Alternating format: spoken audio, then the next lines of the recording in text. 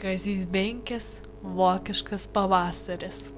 Berlynas aukštyn kojom drybso, o mėnuo senas idiotas, elektros viela pažabotas, šypso. Gatvėse medžiai apkarpyti, nežino, ar jiems sprogt ar ne.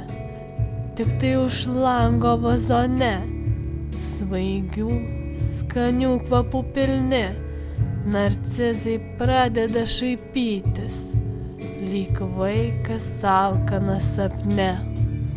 Žvėryne miega krokodilai, liūtai, bežionės ir gyvatės. Šalia žvėryno savo viloj jau rengės gult aristokratės, juk metas jau nakties antra. Tramvajai ir automobiliai pabaigė gatvėse kadrilį, seniai po urvus įsislapstė, pralenkdami kuris katrą, jau vietoms merkėsi elektra. Pakilo mėnuo dar aukščiau, įkliuvęs tarp bažnyčios bokštų, pakreipė savo snukį plokštų, jis įsižiojo dar plačiau ir atsiduso, pūstelėjo, ir šiltos srovės minkšto vėjo užliejo knarkiantį Berlyną.